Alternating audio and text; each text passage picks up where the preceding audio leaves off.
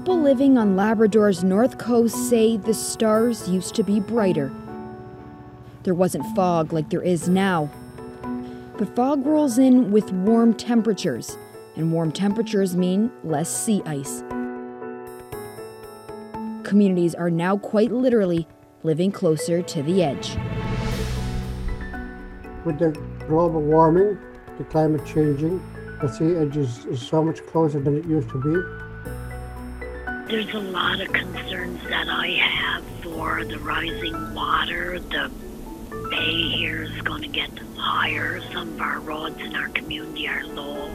A lot of our cabins and stuff have been put by the water, so they're going to be flooding. And it's not just rising water and infrastructure damage that leaders on the North Coast are concerned about. They're also worried about the cost of living going up without being able to travel on ice to hunt and collect firewood. And most importantly, saving a culture they've spent centuries to preserve. Inuit are people of the ice and snow. We hunt seal, go fishing, ice fishing. We travel on the land years ago on dog teams. The ice is like that, it's our highway, it's our way of getting from point A to point B. It refreshes you, it reminds you of who you are, where you came from. When we can't get out, it's a big deal.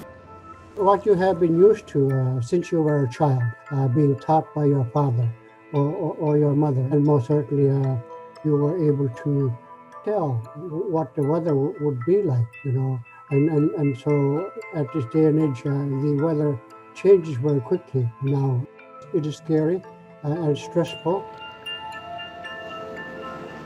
We can get blizzards just like that, and they could just go through the ice, and it's scary. Imagine what it's going to be like for our grandchildren by the time they come my age.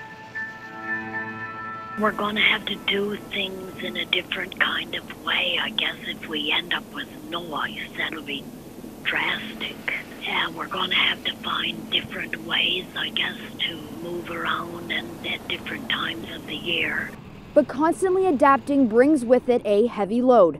Ashley Consolo has been studying how climate change impacts all aspects of mental and emotional health. A lot of people in the research that we were doing indicated that, being forced into adaptation became another mental health stressor. So how is it going to happen? What would it mean? A lot of worry for the future, a lot of anticipatory concern about what's coming next. How bad will it be? When will it shift? What will this mean? How will it affect our family? How will it affect our community? So when you're carrying that level of burden and anxiety and stress, and trying to find new ways to do things that you've done for generations. I mean, that is definitely not only a stressor, but a huge sense of exhaustion and fatigue.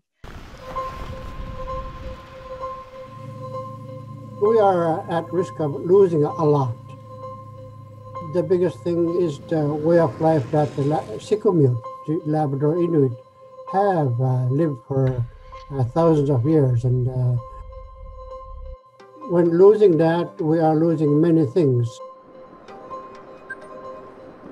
But adapting strategies have already started, so hopefully Inuit don't have to lose those traditions. Coming up later in this series, we'll share with you ways in which they're doing just that. Meg Roberts, CBC News, St. John's.